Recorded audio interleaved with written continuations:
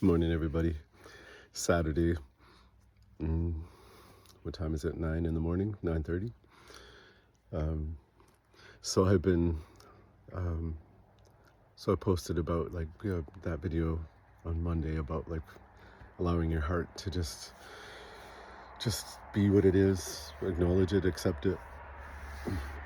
And so last night I went out to have dinner with my good friend Phil and his wife Hannah, and I love those two. Uh, and some Cat, Steve, Mike, some of my really good friends. Um, Mike and Phil are two of my very very best friends. I love them both so much, and I pray for Phil and Hannah for what they are, what they have to cope with and deal with, and it's a million times more difficult than what I'm going through. So I have to acknowledge those two. I love you too. And so my heart was like, my heart has been feeling, I've been feeling so destroyed and so heartbroken. And I've been saying these prayers about accepting more love into my life. I've been I watch videos on TikTok, tarot readings, or other things about spiritual growth or spiritual understanding. And so I saw one video where it was like, you got to start accepting more love into your life. And so I've been saying I accept more love into my life. I accept more love into my life, and sort of put that down on my manifestation list.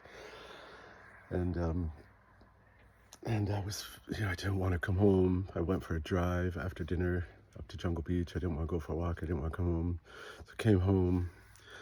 Since all of this has happened to me, I haven't been able to really create music, or I haven't been able to enjoy any kind of TV or movies. I've really been just trying to heal as much as I can possibly heal. And I just want to get on with my life and move on with my life and not feel so much hurt and so much heartbreak and so much pain.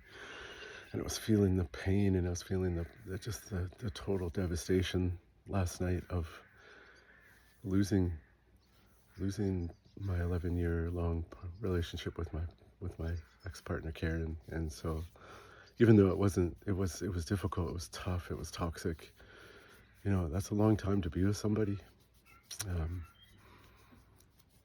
And so I saw my counselor, and finally I was seeing 3 counselors during the relationship to try and fix myself and do everything I could to fix myself, to heal, so I could be better for my relationship, for my partner. 3 counselors.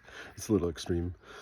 But anyway, I came home and I was just like, I just couldn't sit with the pain and the devastation. So I was trying to figure out, what do I got to do? So I remember there's this teacher, this spiritual leader, teacher Daphne, said she would sit in the dark. She would go sit in the dark and sit in the darkness and the blackness of that and experience it and see what happens. So I decided I'd go out into my yard, and I went out to my yard and sat myself in lotus position and just let myself cry and grieve and cry really hard again and sorrowfully. I've honestly never felt so much sorrow, and it's been so difficult to. I feel like I'm gonna cry now, but the sorrow is unbelievably painful, unbelievably empty. And so I went and sat next to my truck in the grass, and I was sitting there quietly and allowing myself to cry. And then I looked up, and there was this deer. I didn't realize that it was a deer. I thought it was I was looking at it, and it was a funny shape. It was so still, and it was so black and dark. I just sort of saw the shadow of it, and I was watching it and watching it and watching it, trying to figure out if it was something. And then it must have been, I don't know, 3-4 minutes before it moved, and it finally moved.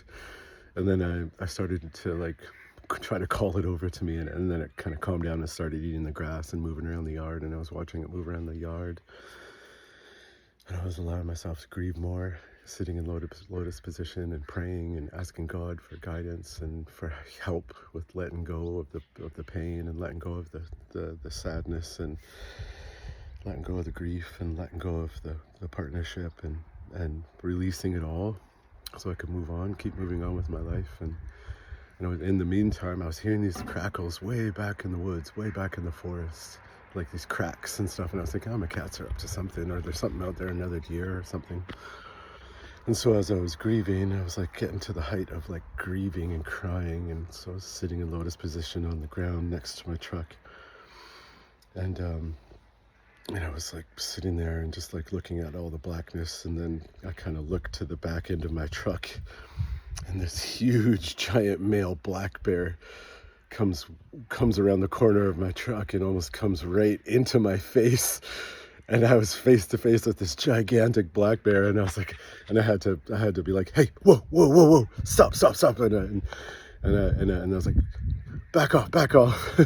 And I was like, and it kept coming towards me, and then it finally stopped, and then I slowly got up, and I was like making myself big. And this is not the first time I've been face to face with a big ass black bear in my yard.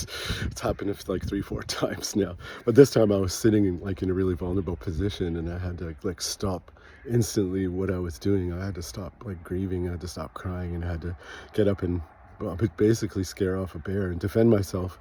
It took 2 extra steps towards me after I started making noises, and then I got up, and then it turned around and walked off. But they're so silent, they're so big and so silent. Like didn't hear it at all coming around the corner. It just appeared, and it was right there, right in my face, maybe 5 feet away. So I had to scare off this bear, chase it out my yard. I'm glad it wasn't a grizzly. We don't have grizzlies here, which is great. But it was big. It was a big, big, big black bear. Like they seem huge this year.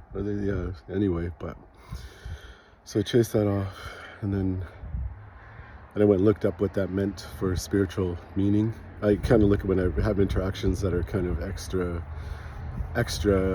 out of the ordinary. I'll go and look it up and be like, okay, what does this mean? And it's like, okay, well, you're still willing to fight for yourself. You're still willing to set your boundaries, regardless of whether you're grieving and sad, and you're still willing to stand up and speak up for yourself and hold your ground, and you're seeing your worth, and you're seeing the value in yourself still, regardless of how much grief and pain you're going through. And so yeah, people, I just wanted to share that story with you. Like, you could be going through some of the most emotionally painful things you could ever possibly go through, and then you get snapped out of it really quickly with a real life circumstance that comes up where you have to be completely 100% aware of what is going on in your surroundings and protect yourself.